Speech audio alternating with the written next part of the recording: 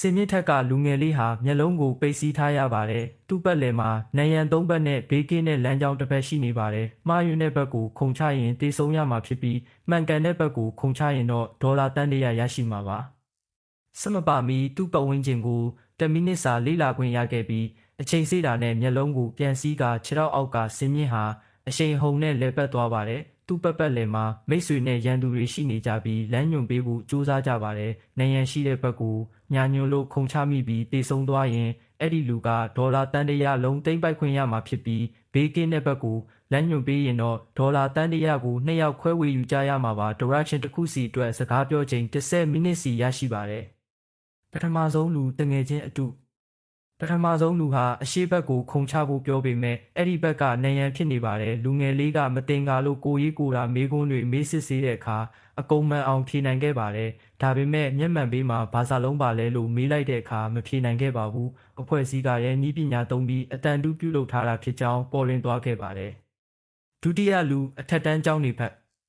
ဒုတိယလူကယုံကြည်မှုရှိစေမည့်အတိတ်ကအမှတ်တရတွေကိုပြောပြပေးမယ်သူ့လမ်းကြောင်းကလည်းတေမင်းတမန်နေရန်ဘက်ဖြစ်နေပါတယ်အမြဲတမ်းမနာလိုဖြစ်ခဲ့သူမှုလိန်ညာနေခြင်းဖြစ်ပါတယ်လူငယ်လေးကငှချီချောင်းတွေဘယ်ဘက်လဲနေလဲလို့မေးလိုက်တဲ့အခါထိုသူကအပေါက်ထဲကနေကြည့်ပေမဲ့ဒူးကောင်းအထိပဲမြင်ရတာကြောင့်အရှိဘက်လို့ရမ်းပြလိုက်ရာမှားယွင်းသွားပါတယ်လူငယ်လေးရဲ့ဖက်နှက်ကျိုးပြုတ်နေတာကိုမမြင်နိုင်ခဲ့တာကြောင့်အဲ့ဒီနေရာဟာဘေးကင်းတဲ့နေရာမဟုတ်ကြောင်းသိချသွားပါတယ်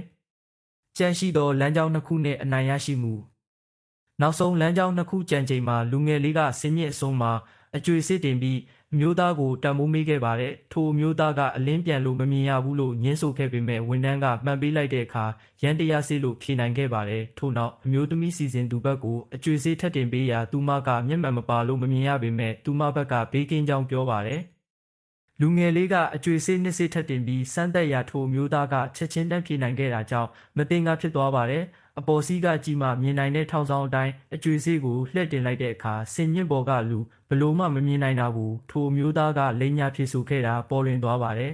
။ဒီလိုနဲ့လိန်ညာသူကိုတိတိကျကျခွဲခြားနိုင်ခဲ့ပြီးနောက်လူငယ်လေးဟာလုံးဝမတွန့်ဆုတ်ပဲဘေးကင်းတဲ့လမ်းကြောင်းစီကိုအောင်မြင်စွာခုန်ချနိုင်ခဲ့ပါတယ်။